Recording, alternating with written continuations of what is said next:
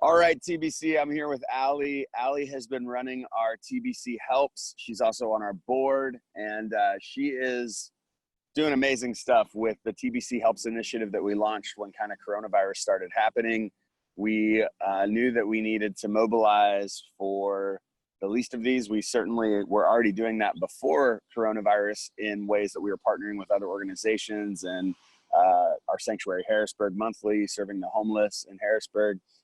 But Allie saw some ways that we could help step and fill in the gaps, and especially like Bethesda Mobile Mission couldn't go out anymore, so we decided to help with that and do some stuff even around that with money that you guys gave that you helped us with, and TBC Helps is still going, and yet we're shifting gears now as we're in Greene and Dauphin County.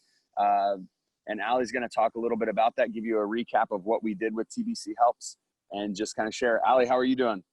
I'm fantastic. Awesome. Well, why don't you share with people how our first, I wouldn't really call it a first round. It was a long, almost 3 months of TBC Helps went, and what all we gave out and how that went. Sure. Yeah, we were out for, I think it was 14 weeks total. Wow. That you all supplied money for us to be able to go out and hand out food. And I'll just go down through the list. We did 470 lunch bags that were filled with various food items, 160 Yellowbird lunch bags that was like a peanut butter and jelly sandwich and a banana, which is fantastic. About 26 cases of water, 54 rolls of toilet paper, 50 hygiene kits, 100 hand sanitizers, probably over 200 various clothing items like t-shirts, socks, underwear, and a couple other random items.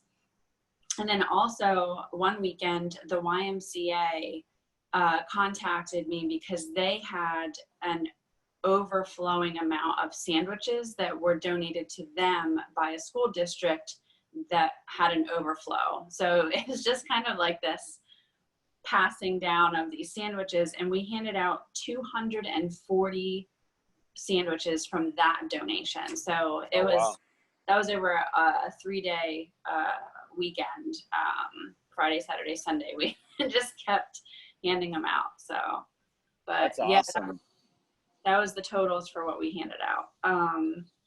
But what we're doing now, through conversations that I've had with, there's a group that is like a whole bunch of different people from different organizations, and there's like weekly, monthly calls that they do. I've been coordinating with them and talking with them, and just from going out, seeing that there's a lot of food resources actually available. So we were filling a gap, and food is always needed. So don't hear me saying food's not needed, but we were filling the gap for Bethesda Mobile Mission. But there is, throughout this time, like resources for food have increased. So we felt like to use the resources that we have, the donations that we're getting, to use them in a different way. And throughout this time, we've heard people say, we need laundry. We need to be able to clean the clothes that we're getting. And I mean, just for sanitation purposes throughout the pandemic, it's just smart to be able to help people stay clean in that way. They have access to water and showers in places, but they don't have access to be able to wash their clothing. So through Downtown Daily Bread, they already have a laundry system set up, and a way to get laundry cards to these street homeless individuals. So we decided to go ahead and take some of those donations and set them up to begin with, 50 laundry cards. Nice. And that will provide 2 washes and 2 dries, and I believe detergent as well, for them to be able to do laundry. So that's awesome. So you said 50 cards, so we're going to serve 50 people in that way. And I like that we're partnering with Downtown Daily Bread to be able to hand those out, like, so that like I mean, just tell people, like, over the last 14 weeks, you've been going out every Friday, Every right? single Friday. Every single Friday and some Saturdays, let's be real. When And we have prep on extra Thursday.